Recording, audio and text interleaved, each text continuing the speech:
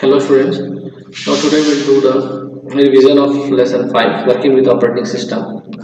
So today we'll discuss about the icons. So there are four types of icons. One is the application icon, as you can see on the desktop, shortcut icons, and the document icons and the system icons. So one by one we'll discuss this different icons. First, application icon. So application icon is a graphical image and it provides a quick access to the related application. Like you can see the application icon of the Microsoft Word 2010. So when we make a double click on the Microsoft Word 2010 icon, Microsoft Word 2010 will open. Similarly, shortcut icon is an icon containing a route to a specific object.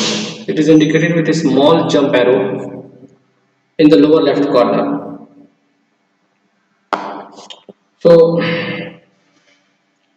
double clicking on this icon will activate the related application document or folder. So suppose you have created a shortcut for any document or folder. So making a double click, that folder will automatically open. Next, the document icon. This is a shortcut icon of a document created by a software application. So the active document window of an application window can be minimized to a document icon which gets placed on the task bar. So that is the document icon. Any document icon you can create. Suppose Microsoft Word, you have created a document and you have saved on the desktop. So it will be in the form of the desktop document icon. Now you can also place it on the taskbar also. So the active document window of an application window can be minimized to document icon. Now like here, this is the document icon of the PDF Adobe Reader, you can see, which I have opened. So the active document window of the application window can be minimized to document icon which gets placed on the taskbar. That also we can do. This is the document icon. System icons are created when you install the Windows operating system. That is the system icon. Example: network, neighborhood, computer, recycle bin, documents, Internet Explorer. All these are the system icons when you install the operating system. Some of the applications you find on the desktop, all these are the systems icons. So network. See this network icon. This icon allows you to access the shared resources such as files and printers. With this icon you can access the printer, access the file. Document icon. See, it is a folder that the system commonly used to store documents. In this document folder, all the files which you create in your computer, by default all the text document will be saved in the document folder. In this icon, music file, picture, etc. you can access them easily when required. Next, Internet Explorer icon. This icon represents the default web browser of the Microsoft Windows. So double clicking on this icon will open the Internet Explorer application, using which you can surf the internet. Whatever you want to browse on the internet, with this Internet Explorer, with this browser you can browse. Next, computer icon. Complete information regarding the system drives and other peripherals, means whatever the hardware is attached to your computer, like the printer, scanner, camera, mobile, whatever you attached, Bluetooth, that is the pen drive, all icons you can see in the computer. And also your drives, partition of your hard disk, all you can see in the computer, like C drive, D drive, E drive. That is the partition you created of your hard disk. Now see, in this computer icon usually three categories of available information can be shown. So see what are the information on the computer. So category hard disk C, D and E are different partitions for hard disk drive. Now here three partitions is done of the hard disk: C drive, D drive and E drive. So doing partitioning means dividing the computer memory, hard disk memory, into three different segments. Like 1 TB hard disk is there, 1024 gigabyte. So that 1024 gigabyte you can divide it. So like 500 you can give to the C drive, 300 you can give to the D drive.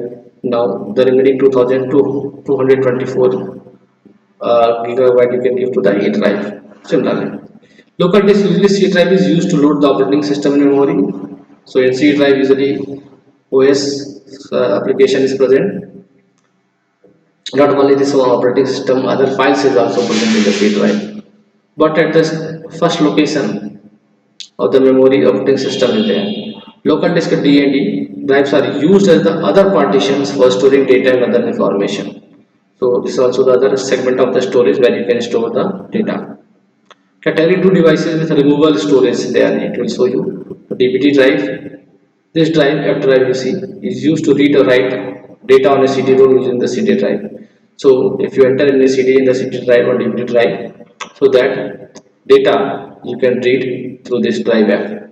Removable disk G, this drive is used to read or write data on a pen drive or flash drive. You are attaching a pen drive to the computer, that you can see in the removable disk icon of the pen drive in the removable disk drive G. Category 3 is the network location. So this is the folder shared document. This is a folder where you can store any data that you wish to share with the other people on a network. So if your computer is connected to the other computer with the help of the LAN, so other computers can access this shared document all file which is present in this network location drive.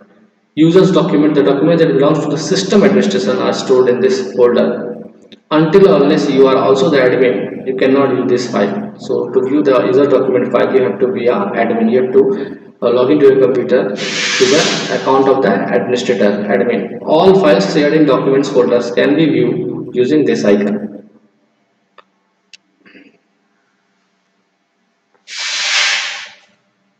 Okay, now recycle bin, that also you can see. Recycle bin, it works like a trash bin in which you throw the waste paper. Similarly here, whatever the files and programs which you are not using, so you, if you delete that file, so that file will go into the recycle bin, in this trash bin. It is a folder that holds the deleted objects. Yes, recycle bin holds the deleted objects. You can always retrieve the deleted files until you have emptied the recycle bin. If your recycle bin is not empty, so you can retrieve your file which you have deleted. Next, taskbar. So taskbar is a long horizontal bar at the bottom of the desktop. This is the taskbar, you can see. It has a start button on the extreme left side. You can see here, this is a start button on the extreme left side. And the middle section of the bar shows buttons with label for each of the opened application. So which application you open, you will find the labels, and allows us to quickly switch between them. So from one application to another application also you can switch by clicking on that application. This is the quick launch bar. This area is called the quick launch bar. This is the show desktop button. If you click here, the desktop will be visible. This is the notification area. Now you can activate the application window by clicking on its taskbar button. When application is active, its button is highlighted in a lighter shade. See, this is highlighted in the lighter shade because this is active. These are not active. So which is active, that is highlighted in the lighter shade. So quick launch bar is present on the right side of the start button on the taskbar. The icon is displayed on this bar, helping quickly accessing programs or application. So this launch bar is present on the right side of the start button, as you can see, and this displayed, the icon displayed on this bar helping quickly accessing the program. On a single click you can open that file which is present on the taskbar. Right side of the taskbar is known as notification area. You can see the right side of the taskbar is the notification area, which includes the clock and group of icons that provide a status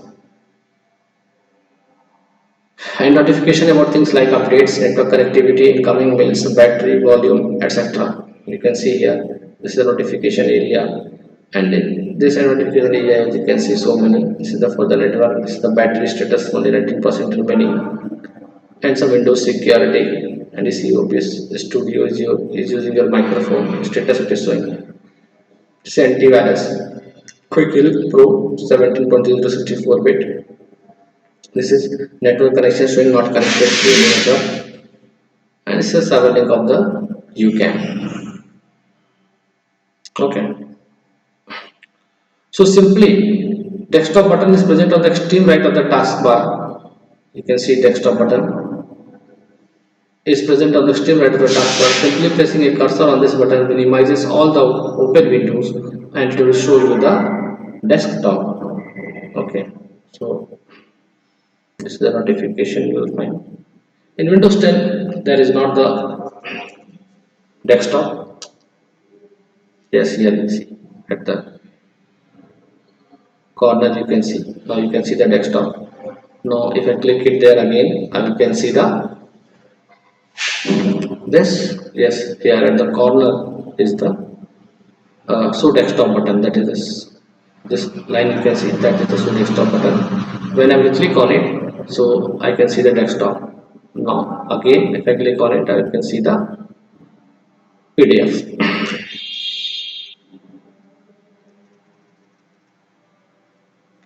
Activating Windows. So most programs place a button on the taskbar when they are open. So most programs place a button on the taskbar when they are open. Clicking on one of these buttons makes that application's windows active. So clicking on the button again will minimize the application window. Yes, if I will click on this, see that is the OBS Studio. It will maximize. Again, I will click, it will be minimized. Okay. So when an application is active, the button is highlighted in a lighter shade and appears to be pushed in. The Windows taskbar provides the easiest method to switch between the open programs. Yes, from this PDF, I can switch to this see download section window. This is the download window. Now I can switch it here again. Okay, so adding program to quick launch bar. How we add a program to the quick launch bar? This section. Click on the icon of the program that you want to add. Means you can find most of the program icons in the start menu and then drag it to the quick launch bar. That is the one way.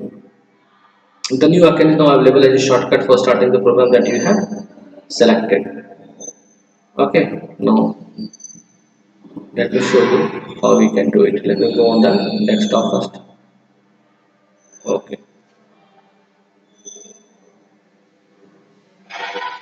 now suppose this Microsoft Word I wants to bring on the taskbar. So let me select it. Now drag it on the taskbar. See, now it appears on the taskbar. Simply I can remove it also by making a right click.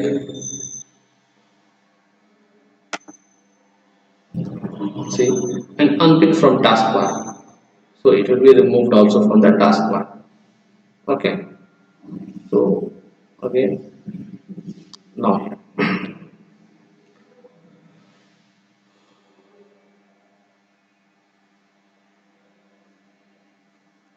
Okay.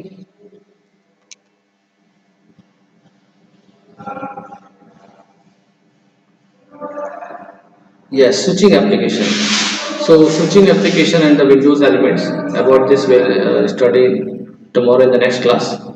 This about switching application, Windows elements and title bar. Okay. So this is all for today, students. Thank you for your attention.